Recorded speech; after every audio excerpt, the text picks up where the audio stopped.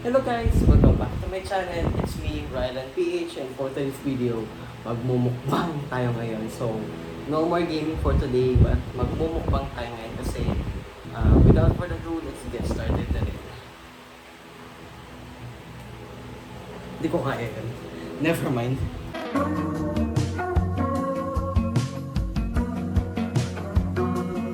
So guys, paano tayo magmumukbang kung wala tayong pagkain? So, mag-ready na tayo at kukunin ko na ang pagkain natin. So, ready. Tada, ito na ating pagkain. So, hindi ko pa siyang sasabi guys, no? Itong vlog na to is 7-Eleven foods mukbang. Pero guys, konti lang binili ko ngayon guys. Kasi konti lang kakainin ko guys. Kasi, gabi lang guys. Like, I'm filming this like 11 o'clock na.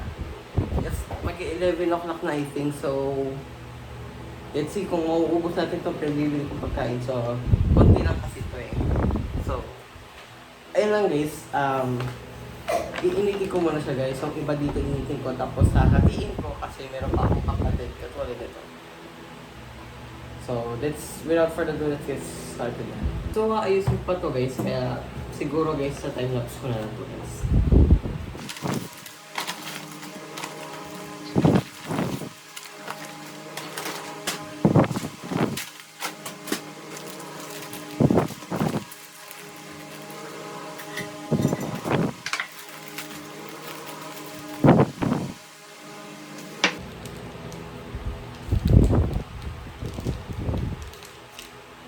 Guys, look at this. Bakit ang chocolate coated bun? Bakit? Guys, what? It looks messed up. So, bakit melted siya guys? Ganito ba talaga siya guys? Comment down below guys kung ganito ba talaga siya guys? Kasi, like, bakit parang melted?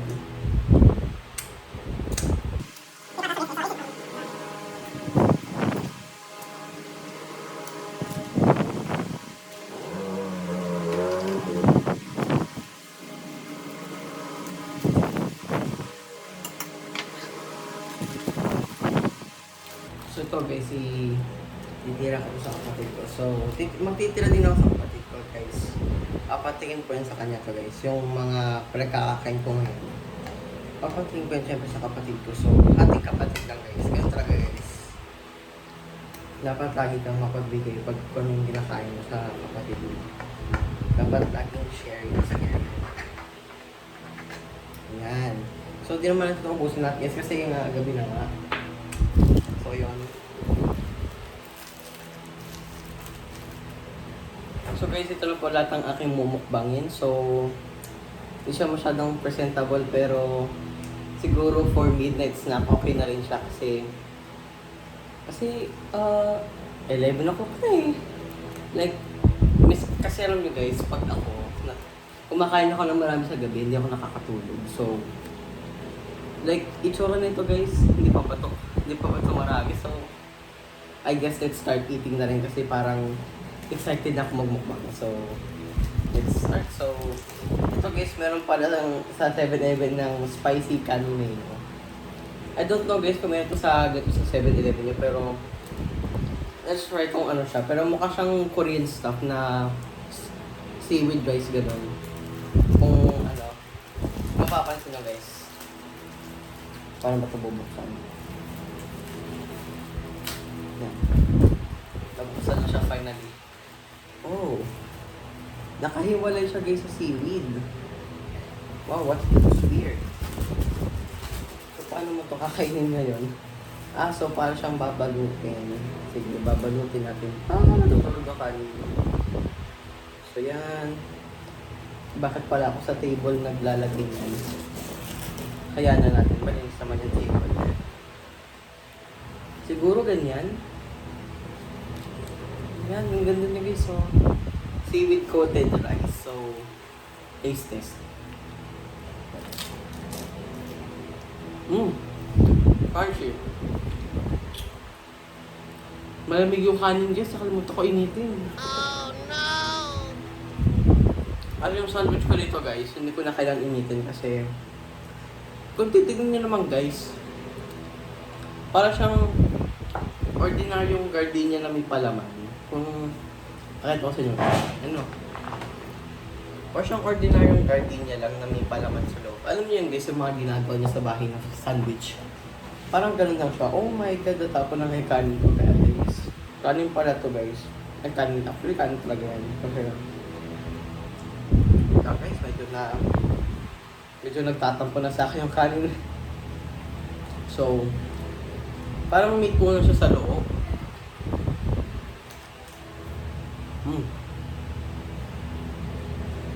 Sarap siya. Yung seaweed niya maalat. Tapos, crunchy. Yung usual na Korean seaweed. Ayan. Wait lang guys, kuha na akong tubig. Ito na ang ating tubig. Medyo maganda yung picture natin ngayon. Ayan. Sana huwag siya tumulok kasi kanina hindi namin ko tumutuloy. Pasensya na kayo guys sa kung medyo maingay yung background. Kasi yung electric fan namin dito sa kusina talagang napakaingay. Talaga kahit may isa ka lang kumakain, talagang parang maingay talaga. Kasi nga yung electric fan parang tapos hindi mo pa makontrol yung speed. Ayun yung pinakamalakas at pinakamababa niya. So, ayun siya kaingay. Yan. Ang layo ng ang layo ng gap sa table kasi ang laki ng table na hindi siya malaki. Parang, what? Ang laki na hindi malaki? Ang dami ko ng general guys, pero konti pa lang nakakain. So, doon na ata itong nasa loob guys eh. Ang layo kasi ng camera ko guys.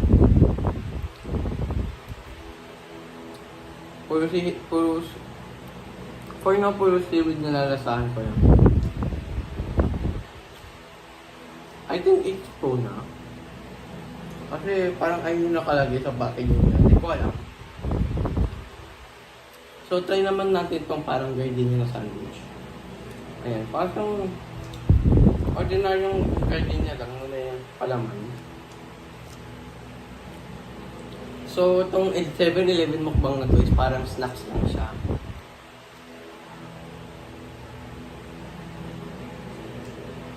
Shoot, nakalimutan ko gumawa ng thumbnail. Pero guys, paano tayo gagawa ng thumbnail? Kung ganito na itsura ng diba? Ng pagkain natin. Siguro, edit ko na lang kung ano yung mga binili ko.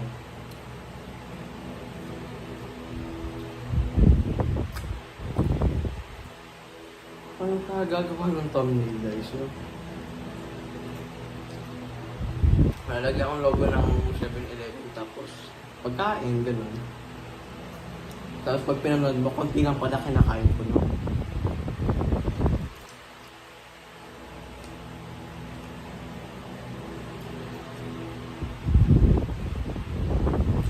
Grabe. Kaya kasi sa 7-Eleven, sa mga chilled food section nila, may mga Korean din dun eh. Mga Korean foods. Siyempre, pag sa 7-Eleven mo pa, hindi mo may miss ang hotdog. Siyempre. Comment down below kung sino dyan ang mahilig sa hotdog ng 7-Eleven. Siyempre, kinalakihan na natin itong hotdog ng 7-Eleven. So, let's try. Hindi ko na alam kung anong flavor itong binili ko eh. Kasi hindi naman talaga ako bumili nito eh.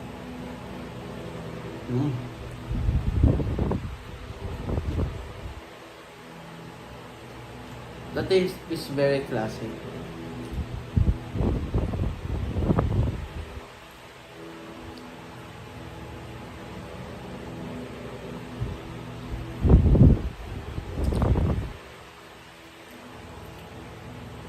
So, mini ano lang to, mini 7-Eleven mukbang. Kasi, mas marami pang pagkain ng 7-Eleven dito. Meron pa silang chicken, fish fillet, nuggets, sisig, marami. Even nga yung ready to eat ata na ano yun, na sangyup. Sarap yun guys. Tsaka konti lang binili ko guys kasi yung iba, titikman ko muna, di ba? Siyempre. Kasi bumili ako ng marami, di ba? Titikman ko muna. Grabe yung kanin, nahuhulog. Messed up nung ano ko. Hanggang ngayon guys, hindi ko pa ma-identify kung talagang una ba kung naman nung parang kanin na yan.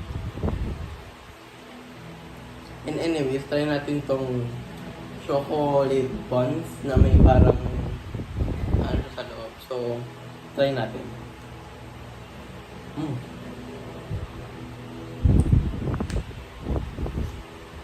I'm very speechless. Ako yung taong lahat ng kakainin ko, hindi ko ma-describe ko ano yung lasa nila. Pero magaling lang ako magsabi ng, ay masarap to, ay hindi to masarap.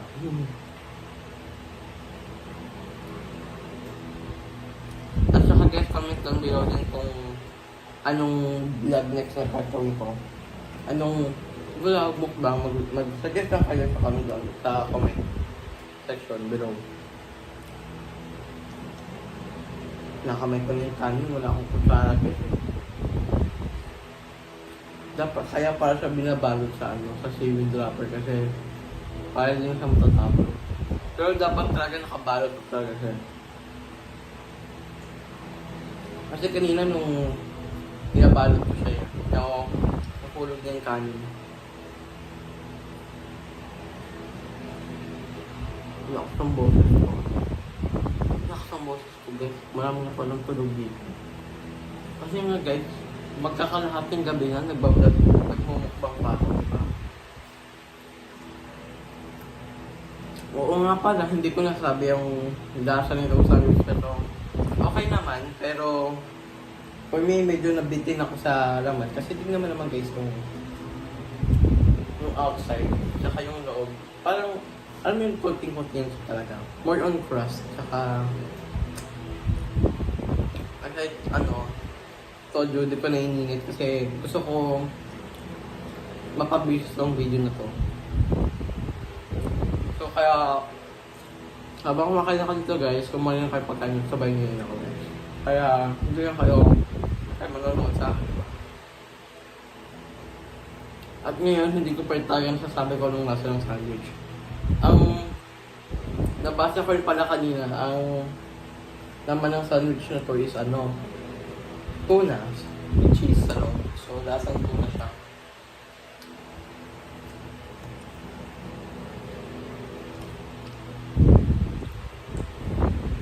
Ay, paano ang paslan kong hotdog nila guys, no? Nakastan. Ang sweet. Sabihin niyo sa akin guys kung yung favorite na pagkain ka sa 7-Eleven para mamukbang ko next time. Kasi guys parang plano ko na rin gumawa ng mga mukbang vlog. Mga mukbang videos. Kasi parang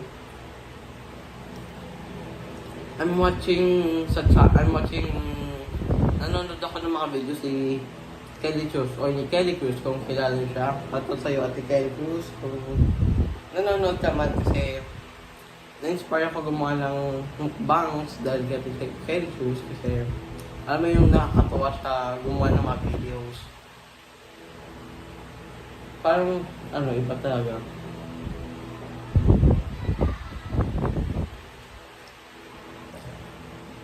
Dati Kelly Cruz, matagal din siya nawala sa YouTube pero after 3 years bumalik din siya. Natuwa ako nung bumalik sa YouTube. Kapatid ko ngayon, hanggang ngayon, gising pa rin. Ang lakas nga. Lalo na rin, pa nag-profile sa kapatid ko, napakasigla. Ang dami lang ng plato ko, guys. Hello? Gulo na guys, pasensya na guys, magulo na itsura na guys. Maybe sa camera hindi masyado pero believe me, pag nakita nyo, face to face ang gulo ng plato ko. Pati nga yung hotdog ko guys, wala na sa tinapay.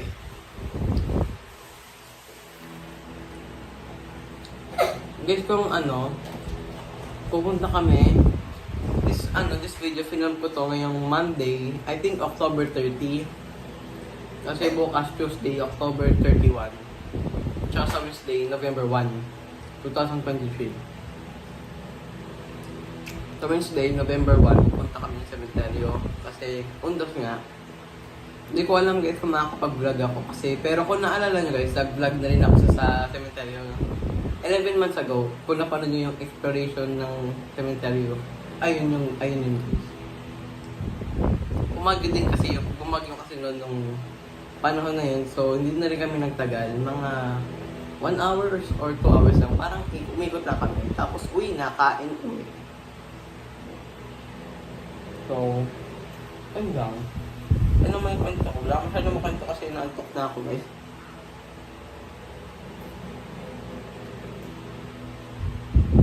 Pero I'm happy na ginagawa ko tong mukbang na to kasi parang first mukbang ko na to sa channel na to.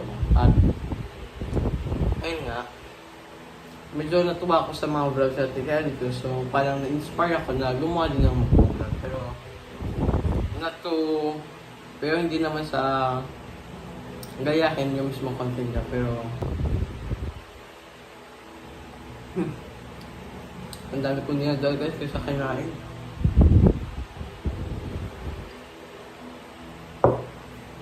Ten minutes sa tayo nandito guys. Dahil kung kakunti lang pagkain ko, pero 10 minutes sa tayo nandito.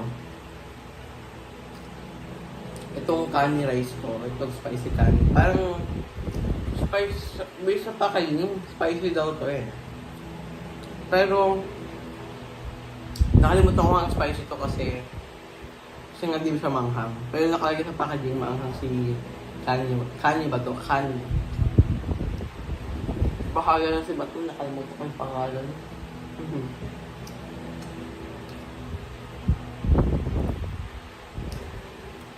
Hindi ako masyadong magaling makmukmang kasi tingnan mo guys. Ang dami ko pa yung pagkain, wala pang nababawas. At saka sa ilalim ng sandwich, meron siyang parang pahid ng cheese. Parang kahit malamig na siya, melted pa rin.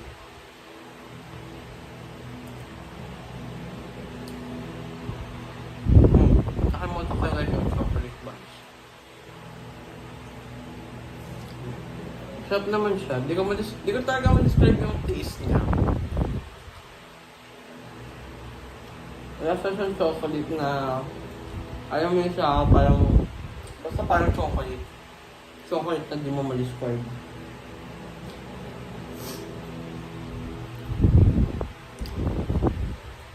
Sa susunod guys, medyo dadamihan ko rin yung mga mukbangs ko. Dadamihan ko rin pagkain ko next time. Kasi this is the first time mukbang ko talaga kasi first time kaya konti lang kakain ko ngayon. So maybe next time, Lechon mukbang, Jollibee mukbang, McDo mukbang, mga ganon. Pero di ko alam kung marami na makakain ko or konti. Kasi minsan lagi ako sa diet eh. Pero kahit sa diet ako minsan nagpasta ng 2 baso yung kanin ko. Baka minsan wala na yung diet ko. Kakalimutan ko yung tulog.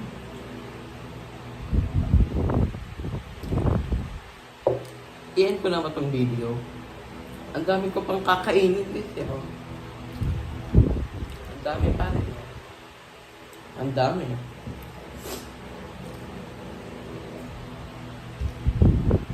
And I'm very tired and happy. Alam mo yun guys, yung tired and happy. Yung kahit pagod ka na, pero pinipilit mo pa rin gawin kasi ayun yung magpapasaya sa'yo. Parang, ayun ang nararamdaman ko ngayon. Outgoing this vlog, so kung ano lang pumunta sa usap ko, sasabihin ko eh. Pero I'm trying my best as possible to entertain you guys kasi kung di nyo alam guys, ako na ito yung pinaka-tahimik na taong makikilala nyo sa mundo. Kasi pag nandito ako sa bahay, mostly hindi ako masyadong nagsasalita. Sa school, hindi masyadong nagsasalita. Kahit madami akong kaibigan, hindi mo kang nagsasalita. Ako yung taong lagi na lang speechless. Any moment, anytime, anywhere, speechless. Pero I think dito ka na i-end yung mukbang na to kasi kasi nga, paubos na yung pagkain ko at busog na din ako.